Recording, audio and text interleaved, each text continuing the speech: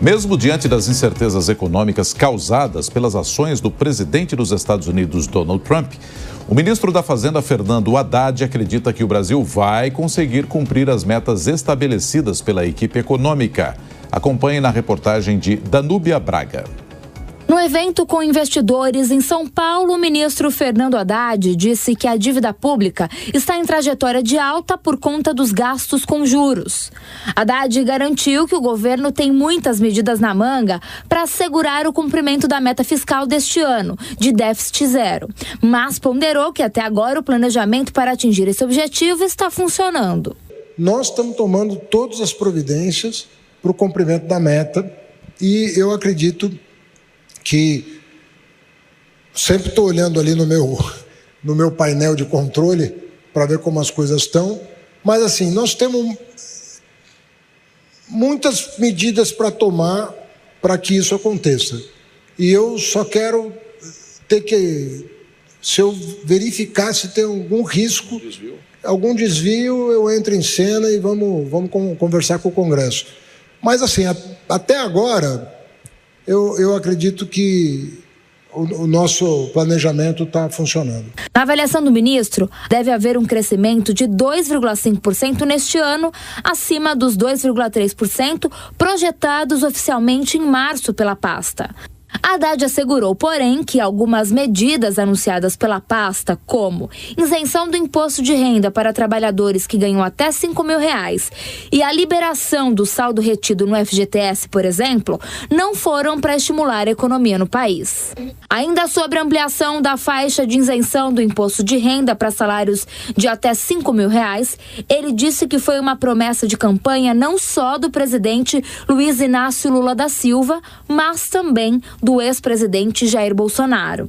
E que o projeto deve beneficiar aproximadamente 15 milhões de pessoas sem gerar mais arrecadação, sendo assim, do ponto de vista fiscal, neutro. Ainda neste mesmo evento para investidores, mais cedo, o secretário da Fazenda, Bernard Api, rebateu as críticas de que o Brasil tem o maior imposto de valor agregado do mundo. Ele disse que a alíquota mais elevada já é paga pelos contribuintes, mas não de forma transparente. E a gente volta a convidar aqui para a nossa conversa Deise Ciocari e Cristiano Vilela, são os comentaristas de hoje aqui no Jornal da Manhã. Ô, Vilela, essa fala do ministro, né, sinalizando, a gente percebe que ele estava no evento também, que, claro, desperta a atenção do mercado financeiro, assim como qualquer fala de um ministro da Fazenda. Mas ele diz que o Brasil vai cumprir as metas econômicas. Talvez a grande dúvida de boa parte das pessoas seja exatamente na questão do controle de gastos, da capacidade do governo de controlar os seus gastos para tentar, de algum modo, compensar perdas de arrecadação, como, por exemplo, nessa questão do imposto de renda, a isenção para quem ganha até R$5 mil, não, Vilela? Pois é, Nonato, um ótimo dia a todos. É verdade, a fala do ministro da Fazenda, ela é uma fala que muitas vezes o mercado ouve, mas o mercado não consegue compreender os diversos sinais trocados que são lançados pelo governo, pelo ministro, pelo presidente da República, por diversas autoridades, ora se posicionando totalmente favorável ao controle de gastos, como sendo uma exigência não apenas do mercado, mas como sendo uma exigência da lógica, da estrutura financeira do Estado brasileiro. E, por outro lado, nós temos muitas vezes declarações de absoluto desprezo em relação à necessidade de controle de gastos, um certo negacionismo no sentido de demonstrar que como se fosse algo desnecessário, como se fosse uma simples imposição, um simples capricho por conta do mercado. E não é.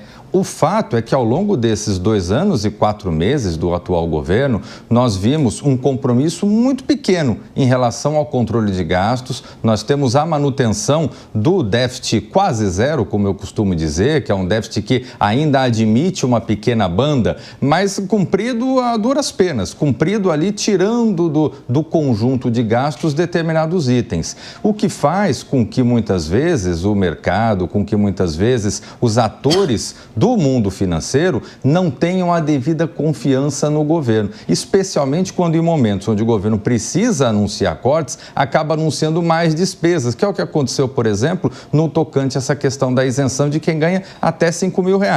Programa que pode ser muito importante do ponto de vista político e social, mas que até agora não foi explicado devidamente à sociedade quem é que vai pagar essa conta.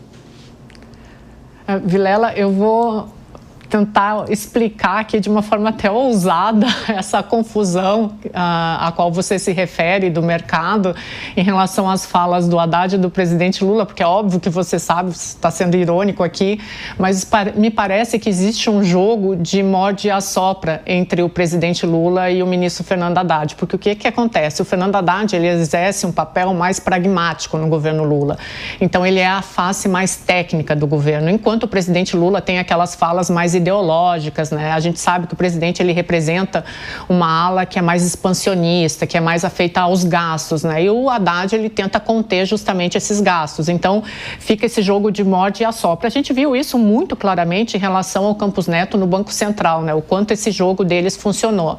Então, dentro desse contexto, o Haddad, ele tenta mostrar para os investidores que o Brasil é um país confiável, que ele não vai reagir ao caos imposto ao Trump com improviso, com respostas retaliatórias, enquanto o presidente Lula vem com esse discurso mais improvisado, mais ideológico, né? Então fica de novo assim esse jogo de morde e assopra. Agora, o que o Haddad fez no evento ontem, como mostrou a reportagem, é justamente tentar trazer para o centro, tentar trazer para o equilíbrio um desconforto que o mercado mostra quando o presidente Lula realmente sai desse combinado, né? Então vai ficar esse jogo de morde e assopra, o Haddad até o final do ano de 2026 tentando trazer o PT e tentando trazer principalmente o presidente Lula para esse centro, para esse Palácio do Planalto menos Gastão, e ele vai continuar tentando fazer esse esforço que, na minha opinião, é em vão, mas é esse jogo sempre de morde e assopra, um tenta equilibrar aqui, o outro desequilibra ali.